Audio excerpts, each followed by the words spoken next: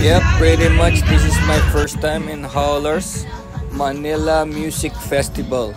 So kaya naman pala tinawag siyang music festival kasi akala ko this is just an cosplay event for the attempt at the Guinness Book of World Record for the number of cosplayers in one event. So this is my first time and hindi masyadong promising yung punta ko dapat. Hindi talaga ako pupunta kasi una-una may work ako may work, kalalabas ko lang sa work So medyo puyat pero natulog din ako kahit mga 3 hours lang muna bago ako pumunta dito. Kaya lang pagtingin ko sa weather report dun sa sa mobile phone, nakita ko uulan siya Pero dun sa may area ko sa Marikina, hindi pa umuulan. Pero tinignan ko yung dark clouds banda rin sa area ng Makati, dark clouds, C5 Makati. Sabi ko patay, medyo madilim dun, sabi ko. Pero pwede akong matras. Alam nyo kung bakit? Wala akong ticket Hindi ako nakapag-online ticket kasi yung ticketing nito is online. Wala silang walk-in. Absolutely no walk-in, Tapos, ang cut-off yata nila, if I'm not mistaken, is the last day of November. So, ang tagal na kasi December 7 to So, sabi ko, ang gagawin ko, titignan ko na lang. Kasi usually pagka meron mga cosplay events, is team labas, May mga team labas, may mga tao sa labas. Ngayon ko lang nakita tong CCP Open Grounds na to. Hindi ko naman alam na maputik pala to. Akala ko yung nandun sa may event dun sa may tabi mismo na CCP. Merong semento yun Ginaganap yung mga car show. Punta na ako. Akala ko doon. Nakita ko nung pumunta ako, sabi ko, mga busan na parada. So, talaga expected ko na maaring yung team labas. Tapos marami naman kasing team labas. Kasi naisip ko, parang hindi rin magtatagumpay itong Guinness Book of World Record time. Una-una kasi may bayad. Ang bayad nito is sa pinaka-general patronage niya. General admission niya is 388 pesos. Medyo mabigat yon sa common na people, So maraming cosplayers na talagang naglilibang lang din. Saka, syempre, mga iba estudyante, So hindi naman sila basta-basta nakaka-afford ng ganung ticket. And that's only one thing, that's the ticket. How about the transportation? Diba? May dala sila mga gamit, may dala sila mga maleta. So gusto nila sana makapag 4 wheels sila, Hindi naman pwedeng basta-basta grab lang. So yun, dagdag pa sa expense yun, So, kasi ito yung malayo. Ito yung nasa Taft Avenue, May malapit sa World Trade Center, Mega Mall, ganyan. Malayo siya. So, alam kong hindi magtatagumpay yun. Tapos nung sinabing alas 12 ng tanghali, check yung Guinness, sabi ko uulan. Tapos yun pala, according to yung sa ibang vlogger, kay Christian Umali, sabi niya sa vlog niya nag-start raw sila ng araw, So mainit pa lang ng 12 ng tanghali. So nakabuo din sila ng around 300, Pero hindi lang ganun talaga. Libo-libo talaga ang cosplayers sa Pilipinas. Libo-libo talaga. Kung talaga lang inaayos yung timing yung event, kung ito man ay inside o hindi maputik, tatagumpay to, Pero hindi yung ganun sa sasali ka tapos may bayad. That's not the actual number sa cosplay community. Itong Howlers Manila, ngayon ko lang ito nakita. Kaya pala may nakatouch doon is cosplay event and musical festival. Ano pala to? Musical festival? Parang Woodstock. Siguro i-search na lang yung Woodstock kasi medyo old school dun Medyo nagsimula yung may 1980s, may 1994 yata, tapos may 2000 something. Pero medyo wild na yung huling Woodstock kaya di na naulit Pero wild na yung mga tao nanununog na ng stage Kaya nangyari, natigil na yun, wala nang Woodstock. Isang musical festival, Kaya lang problema sa Woodstock kasi maraming alak. May mga alak, may mga girls, may mga marijuana, mga ganon. May mga bisyo, kaya hindi kagaya nito. Ito kasi parang wholesome to. Bawal dito yung mga alak-alak. Kaya lang bawal din ang minors. So nagulat ako, bawal ang minors. So parang tinali-tali ko na lang ba't bawal ang minors pero may minors na cosplayers. It's because parang may sponsor. Parang may sponsor silang cigarette. So yun ang naisip ko, may sponsor silang cigarette. Kaya yun ang deal siguro, yun ang deal. So yun ay sa akin lang, pananaw ko lang yun hindi yung pananaw ng iba kasi ito meron silang parang freedom wall So enjoy naman, unang-una kasi nito Pagpunta ko, hindi ako nag-expect na makapasok. Unang-una, wala nga akong ticket no, sa team labas. Kaya lang pagpunta ko sa may bandang gate, nakita ko may mga nagrereklamo, may mga estudyante nagrereklamo. More than 10. No? Sabi nila more than 10 pa daw sila. Binigyan daw sila sa may barangay nila ng tickets. Hindi ko alam kung dahil may raffle o ano, binigay lang nung politician doon sa lugar. Nakalagay complimentary ticket. No?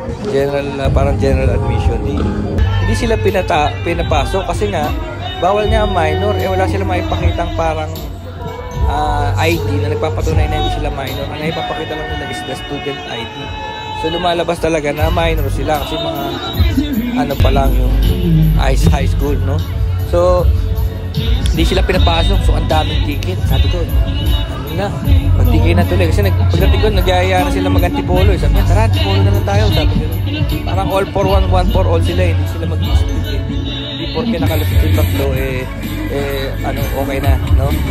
So, iba, second attempt, third attempt, hindi talaga sila pinapasok. Tapos, nung sabi ko, akin na lang isa. No? Sabi niya, sige, kuya, bibigay ko sa iyo to pagka nag-desisyon na talaga kami inalis. Tapos, nung talaga nag-desisyon na sila na aalis na, binigyan ako ng isa. Pero binigyan ko na lang din siya ng pera. Bibigay ako ng pera sa kanya para pambaon nila. No? Pero, at least makakapasok ako. So, yung binigay ko naman parang half price lang ng general admission. Half.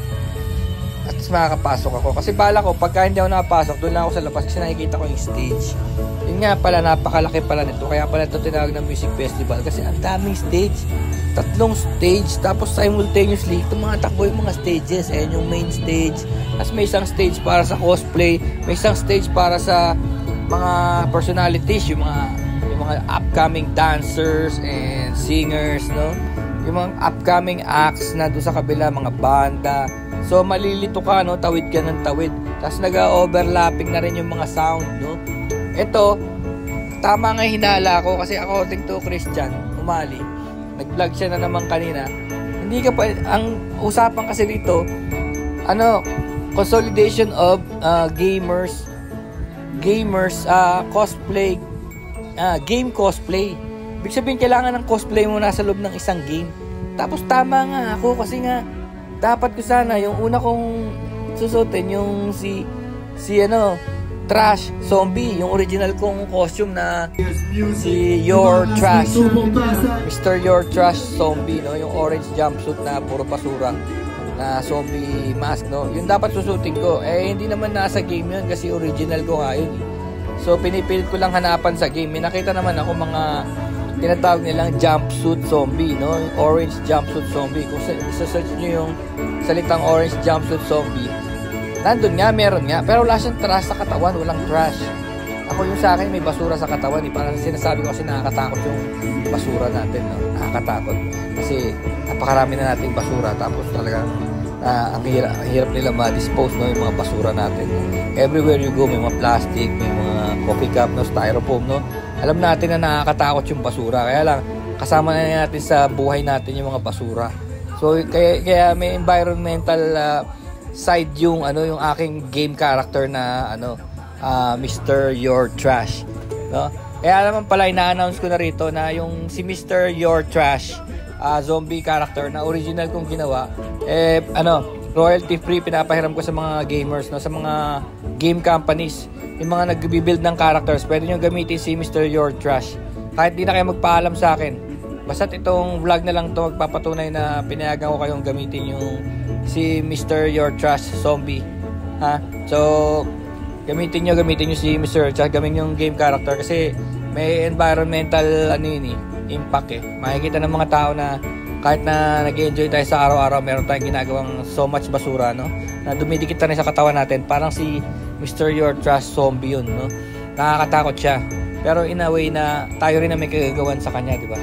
Ang ating Your Trash Zombie is our making, no. Mga basura natin nakadikit sa ating katawan. So, ayun nga, ganoon na nga nangyari. Nakapasok ako.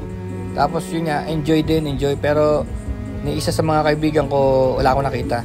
Tsaka talagang napunta ako dito dahil kay Christian Umali. Gusto ko siya makita. Gusto ko makita yung kanyang XS1 Goliath, no? Gusto ko makita, tsaka gumagawa rin siya ng Iron Man tsaka War Machine.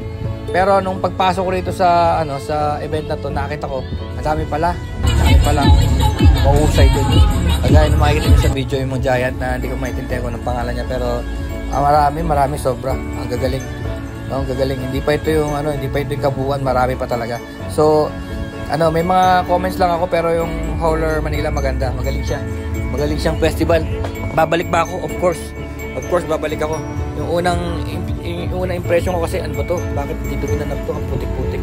Ang putik kasi lupa kasi lupa.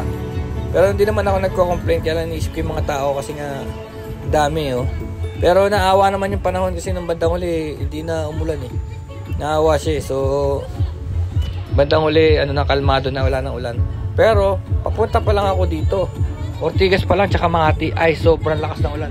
Soak talaga ako, soak hanggang sa lahat. Buti na lang meron akong compartment doon sa motor ko na nilagay ko lahat ng electronics ko doon. So, tsaka meron din akong biniling parang waterproofing na jacket. So, yung katawan ko hindi nababasa, hindi nawawala yung init. Kaya lang yung pants ko tsaka yung shoes ko. Pants, shoes, gloves, yun, basa lahat yun. No? Kaya okay lang, sanay naman ako kasi biyahero nga. Pero yun lang, hindi ko naman maalis sa sarili ko na hindi ako pupunta sa event na to kasi pinagplanuhan ko na to eh. Yung character mask na Ghost, kabibili ko lang nun eh. Character mask na Ghost at saka yung headset, kabibili ko lang nun para dito sa event na to. Kaya lang si Ghost na yun, si Simon Riley, British Lieutenant Special Forces, sa Ghost, Call of Duty Mobile, Call of Duty franchise. Bili ba mga tao sa kanya? Alam mo kung bakit? Kasi naka-mask lang siya, wala siyang wala siyang head protection, no?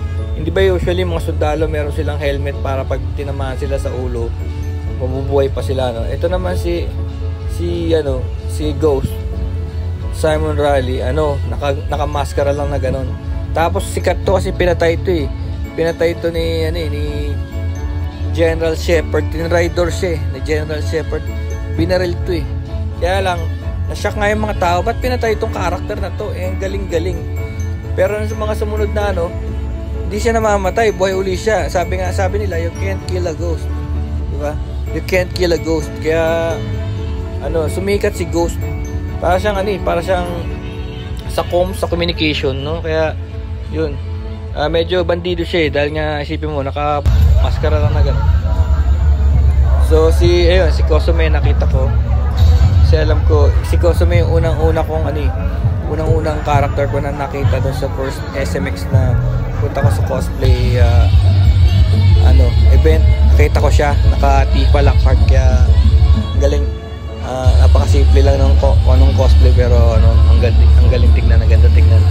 Tapos yun, team labas kami noon, team labas. Tapos mula noon, yun, nakilala ko na yung mga tao. Pero ngayon, hindi nila ako kilala kasi nakamaskara nga ako eh. Sila kilala ko. Nakita ko si John Wick nandito, si Paquito. Ayan, marami ako nakilala na hindi nila ako kilala kasi dati akong photographer. Dati akong long lens photographer lang. So doon ako nila kilala. Pero ngayon sumali na rin ako dahil kay Jor and Jess, yung nakilala ko yun doon, si Jor at si Jess, sila Mario Brothers and Luigi na cosplay, no December yun eh, nung nakilala ko sila eh. Tapos ito, nung nakilala ko na si Christian, nakita ko na, ayan, gusto kong makita yung yung war machine niya eh. So ngayon, kinonvert niya yung war machine niya to na XS1 Goliath. XS1 Goliath is the exoskeleton of sa Call of Duty. So, exoskeleton niya, sinusuot niya ng mga sundalo as a exoskeleton, parang papatibay, no? So para match kami, no? Si Ghost ako, Call of Duty, siya naman XS1 Goliath, Call of Duty rin yan. So yan, nagkita na rin kami, nakita ko na rin yung mechanism niya. So yan, so yun mga inaabangan ko. Kaya lang nung nakita ko rin sila, nakita ko yung matangkad ko, hanap, yun naman susunod kong hahanapin. Sorry, malaman ko paano nila ginagawa yung mga yun. Dahil art din yan, di ba? Art din yung mga gamit na yan. No, yung mga nagdadamit na iba na ito out for sale naman sila sa Shopee, Lazada. Okay din, it's a beginning, no? Pero yung mga nananalo talaga sa mga events, so yung nagka-craft. Tawag nila dyan crafter. Yung gumagamit sila ng EVA foam, EVA foam. Yung manipis na foam yun, magaan. Tapos namomoldy yung EVA foam yun. Maaaring pumunta na ako ron kasi kaya lang vlogger kasi ako baka maabala yung pag-vlog ko dyan. Minsan simple lang Gaya niya, no? Dinala ko yung ghost mask and ghost headset. Tapos nag-black black jersey and black pants, boots. Ayan, no? Ayan. Yan yung ghost na outfit ko. Simple. Ang dami nagpapapicture din sa akin yan. Kaya lang talagang in-emphasize ko tong si Mr. Your Job Trash, no? Kasi may environmental aspects nga ito, no? Kaya pinipilit kong itulak si Mr. Your Trash. Kaya, ayan, inuulit ko, mga game companies, Call of Duty, PUBG, o Mobile Legends, o kung ano mang mga game yan, gamitin nyo yan si Mr. Your Trash. Royalty free, no? Royalty free si Mr. Your Trash. Okay, sige, ang dami ko na sinabi, pa ba nakalimutan ko? Ayun, nakita ko rin yung mga judging, tsaka yung paano pumipili ng finals, no? By the way, dumating pala ako dito, hapon na. Parang around 5, ganun na yung dating ako. Parang gusto ko lang talaga silang silipin. Tapos habang naglalakad ako, papunta dun sa venue, sabi ko, ayari na. Talagang di ako makapasok. Kasi, obviously, walang team labas, no? So, nakaharang, may mga gumamit sila mga yero para hindi ka man lang makasilip, no? May walang team labas to. Tsaka parang kang kalabaw, no? Parang kang kalabaw, malakad ka sa putik. Parang ka nasa bukiran. Ganun. Kaya yun ang mga dilema dito. Tapos siyempre may mga outfit na may mga outfit na naka heels, no? Alam mo yun? Pati kasi sapatos dito kasama sa sa getup Kaya kung yung character, parang naka-boot siya na out of this world, ginagawa din nila sa EVA foam yun. Paano mo yun ilalakad sa putikan, di ba? So yun ang nangyari doon. Ayan, na-picturean din ako ng media ng Howlers, no? So ayan, nagpipicture sa akin media nila yan. So kahit pa paano nakakapansin din ng tao si Your Trash, Mr. Your Trash. Ano yun Your Trash ang spelling tingnan nyo Mr. YORTRASS. Your Trash. Yun ang pangalan niya. Parang ibig sabihin nun, parang playful term yun sa basura mo, no? Your trash. Basura mo yun. Pero ito, your trash. So, ginabi na ako, no? Solo flight ako dito Kaya, pero alam nyo, masaya din talaga magtatambay kasi maraming pagkain, Kaya lang solo ko, wala akong kasama. So, walang tropa, no? Pero kung talagang gagamitin nyo itong parang event na mga tropa nyo, banding-banding kayong mga tropa nyo. Kasi nagulat ako alam nyo, maabot na ng 8 o'clock 8 o'clock. Tapos may nagsabi sa akin ewan ko totoo may nagsabi sa akin tatagal pa daw yun. Tatagal pa daw yun yung I'm not sure kung tatagal ng alas 12 ng gabi. Or 2 in the morning. No, mga ganun sinasabi nila Pero could be, no? Alam nyo kung bakit? Kasi, nung pauwi na ako ng mga around 8:30, ang daming taong dumating. Ang daming tao kasi nung around mga 7, kalahati pa lang dun sa main stage. Kasi nakikita nyo naman sa ticketing, di ba? Nandun si Rico Blanco. Ang daming mga DJ na hindi ko nakilala Pero nakita ko nung nagpe-play yung mga tao na yun. Yung mga tao, kumakanta sila kasabay ng mga DJ. Sabi yung mga sikat na kanta yun na hindi ko lang alam, no? Pero sinasabayan nila yung mga kanta So sabi ko mga sikat na performers to, no? Siyempre pinunta ko lang doon yung cosplay. Dumami yung tao, dumami. Umalis na ako ng mga 8:30, palabas na ako ng papasok lang yung mga tao, papasok pa lang. So ibig sabihin talagang event talaga yun na matagalan. Kaya lang talagang cosplay, yung pinunta ko rito is cosplay lang So gano'n na nangyari, no? Tapos si Mr. Your Trust Zombie, Alam mo, napansin ko kay Mr. Your Trust Zombie. Dami natatakot. Every time na lalabas si Mr. Your Trust Zombie, natatakot yung mga tao. Iniisip nila, para tunay na zombie, no? Parang hindi ako tao lang, no? Parang kala nila may masamang elemento yung maskara, no? Kasi, yung iba, tumatakbo, yung iba, nagtatakip ng muka, tapos yung iba lumalayo. Yung iba talaga lumalayo, nagpapaharang pa sa mga kaibigan nila. Pero adults to, adults, hindi ito bata, adults. Natakot sila sa mukha ni Mr. Your Trust. Kasi nangyari nito, ganito experience ko yan. Nung binili ko yan sa online, akala ko hindi nakakatakot. Pero ayan, hindi ko yan ginalaw nung 1 week. Parang kasi akala ko may dalang spirito ba. Siyempre alam natin, laruan lang yan. Parang akala ko may dalang spirito na pag sinuot ko baka hindi na makalas sa mukha ko, gano'n.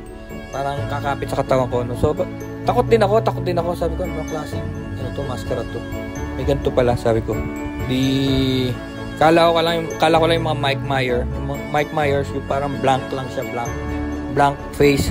Pero kita nyo, sumigat si Mike Myers, kahit na, lang yun, blank mask lang talaga si Mike Myers. Yun ang kwento nun.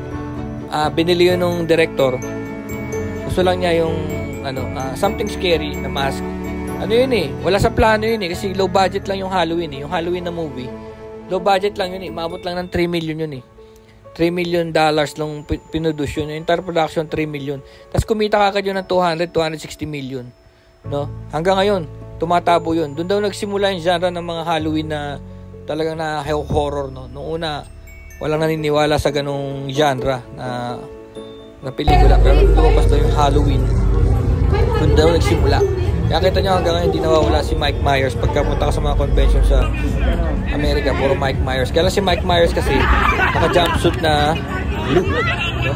Itong zombie ko naka-jumpsuit na orange na may mga basura sa katawan. Tapos si Mike Myers, blank mask. Ito naman si Mr. Your Trust, isa zombie. No? Zombie mask. Yun ang nangyari. So, ang sarap maglakad-lakad sa dami kasing tao. Tapos, tayo nagpa-picture kay Mr. Your Trust. Tapos yung iba, alam mo iba, sa sobrang takot nila, para lang maibsan yung takot nila, nag-fist pump sa akin, no? Para lang sabihin nila na everything's okay. Kasi nga pala, ito pala si Mr. Your Trust. May props to na parang kutsilyo na may dugo, no? So, sino ba namang hindi matatakot sa character na may kutsilyo na may dugo, no? Although it's ginawa nung anak ko yun it's like a illustration board na nilagyan ng tinfoil, no? Tapos nilagyan ng mga props na dugo-dugo, no? Out of paint. Kasi lahat naman ng game characters may mga weapons May mga bazooka, may mga espada pa nga, 'di ba? Kita niyo may mga samurai. Kaya lang itong sa akin kasi parang meron siyang dugo-dugo Kaya yun, no? Kaya ginagawa ko pag may dadala ko sa security, pinapacheck ko na kagad na siya, it's a prop. Kaya lang di sila interesado, no? Dahil alit-lit Ang dami nga diyan, sword nga sword nga yung iba diyan Talagang ang lalaki, may mga palakol, may mga palakol pa no? Ang haba. So yun, overall enjoy talaga. Nakisama yung panahon and babalik pa tayo. Pero tignan nyo rin yung channel ni Facebook ni Christian Umali kasi Christian Umali nagsusumbong ng mga puna, no? Yung mga puna sa event, no? Pwedeng i-improve pa siguro, no? Yung mga puna niya. No? So that's good. Yung Guinness Book of World Record, pwede siguro ulitin yun, pero sana wala nang bayad, no? Wala nang bayad. Tapos sa isang common ground na lang yung accessible kagaya ng seaside ng Mall of Asia, yun. Yung wala nang bayad talaga, doon malalaman kasi talaga dapat walang bayad kasi it's about cosplaying lang naman in one area hindi naman sinasabing cosplayer na may 400 pesos minimum, no?